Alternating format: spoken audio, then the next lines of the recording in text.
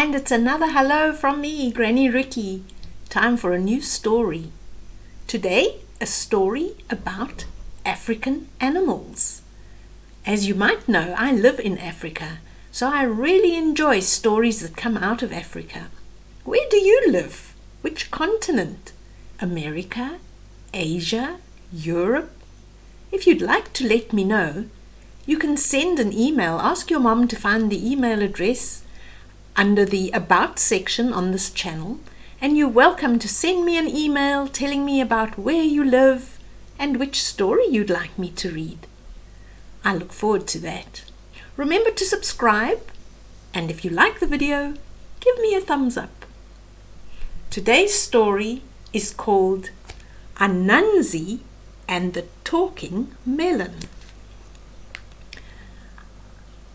Retold by Eric A Kimmel and illustrated by Janet Stevens.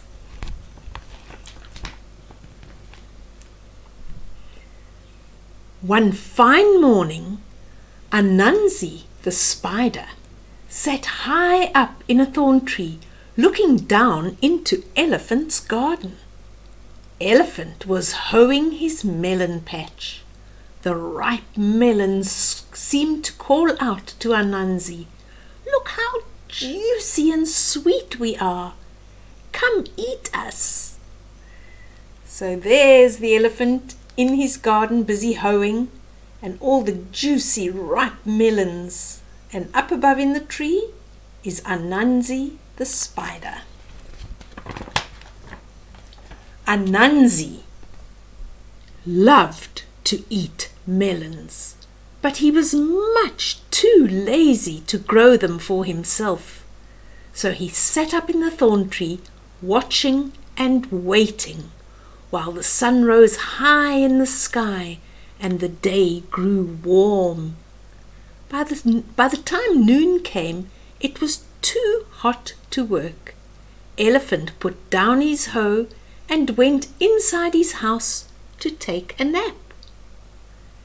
Here was the moment Anansi had been waiting for. He broke off a thorn and dropped down into the melon patch. He used the thorn to bore a hole into the biggest, ripest melon.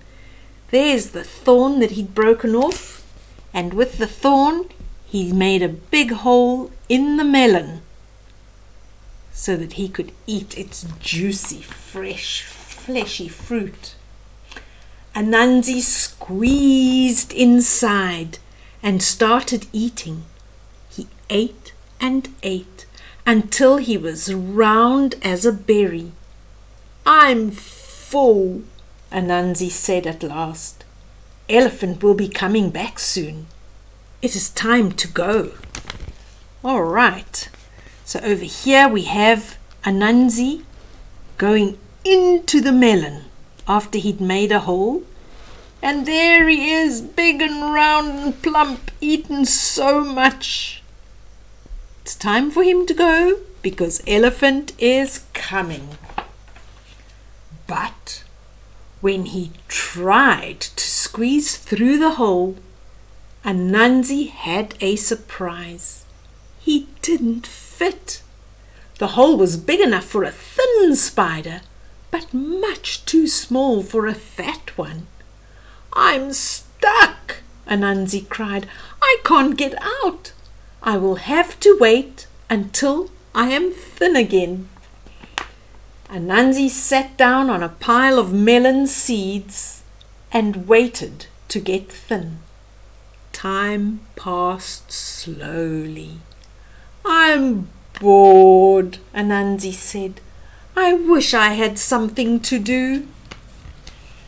There's Anansi lying inside the melon, on top of the melon seeds, waiting to get thin so that he can escape through the hole. Just then, he heard Elephant returning to the garden. Anansi had an idea. "When Elephant gets closer, I will say something. Elephant will think the melon is talking. What fun! Elephant walked over to the melon patch. "Look at this fine melon.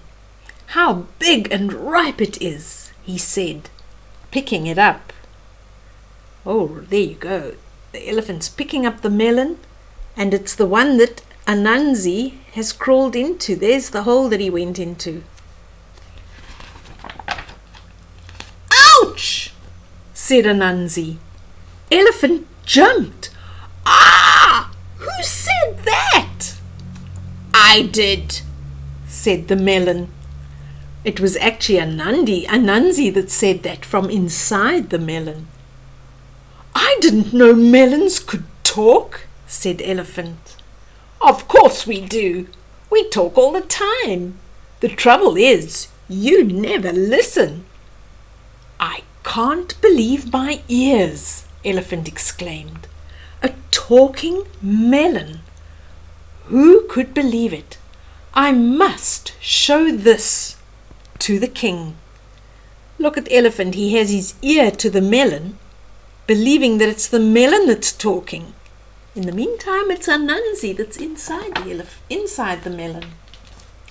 Elephant ran down the road, carrying the melon with Anansi inside. Along the way, he ran into Hippo. There sits Hippo on a chair. "Where are you going with that melon?" Hippo asked. "I'm taking it to the king," Elephant told him. "What for?" "The king has so many melons." "He doesn't have one like this," Elephant said. "This is a talking melon." Hippo didn't believe Elephant. "A talking melon? What an idea! That's as ridiculous as a skinny hippo," the melon said. Hippo got so angry, his face turned red. "Who said that?" "Did you say that, Elephant?" "It wasn't me. It was the melon," Elephant said. "I told you it talks. Do you believe me now?" Look at Hippo, how angry he is. "I do believe you," Hippo exclaimed. "I want to go with you. I want to hear what the king says when you show him this talking melon." "Come along then," said Elephant. So Elephant and Hippo went down the road together, carrying the melon.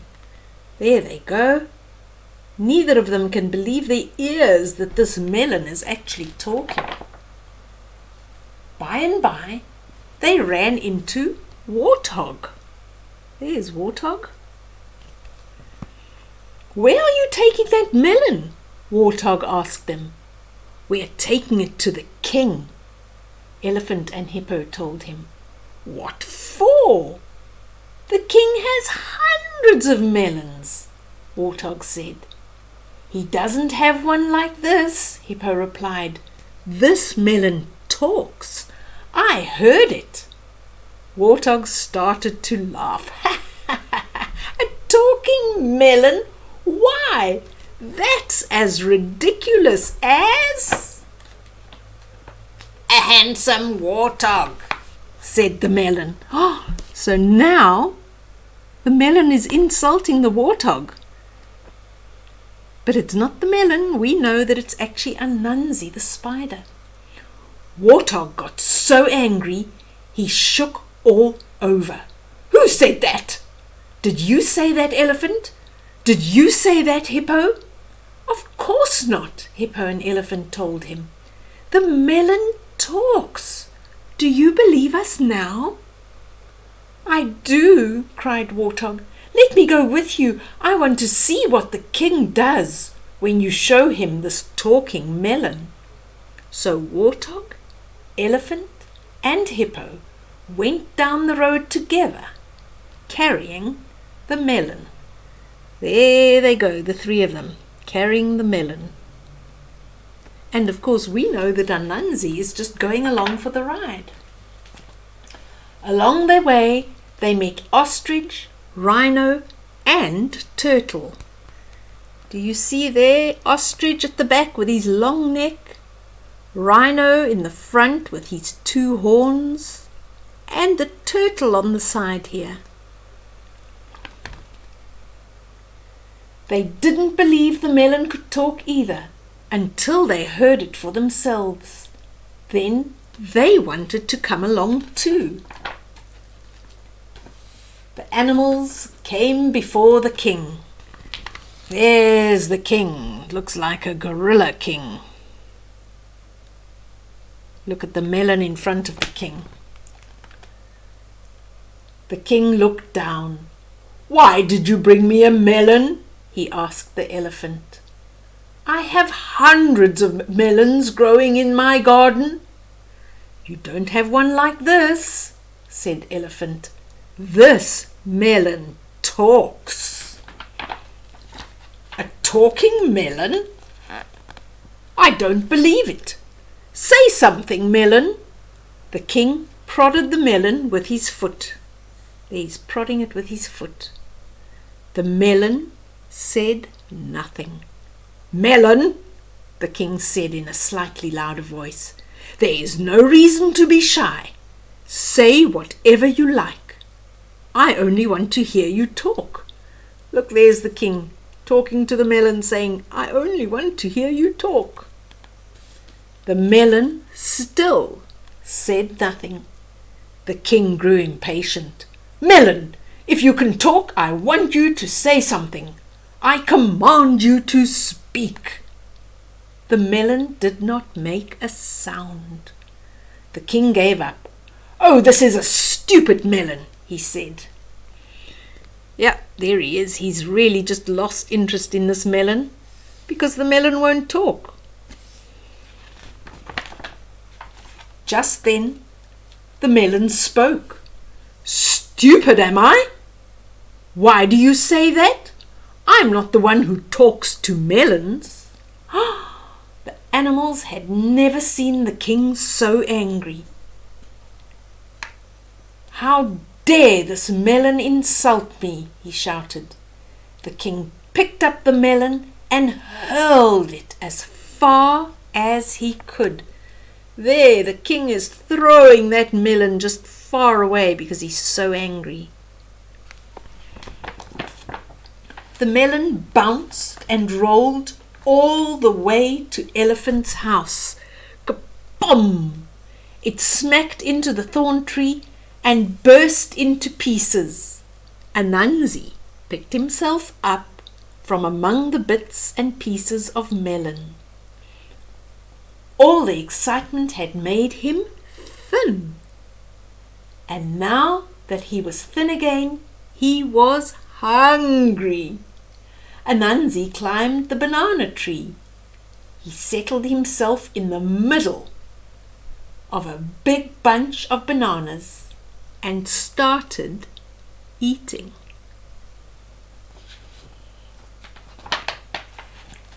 Elephant returned. He went straight to the melon patch. "You melons got me in trouble with the king," Elephant said. "From now on, you can talk all you like. I'm not going to listen to a word you say." "Good for you, Elephant," Anansi called from the bananas. "We bananas should have warned you.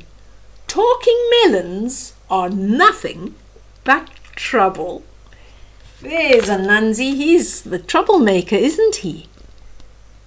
He's telling Elephant that talking melons are just trouble. In the meantime, it was him that was talking all the time. Oh boy, that was a great story. Did you enjoy that story about Anansi, the talking spider who pretended to be a talking melon? It really did get all the animals into quite a fluster, didn't it?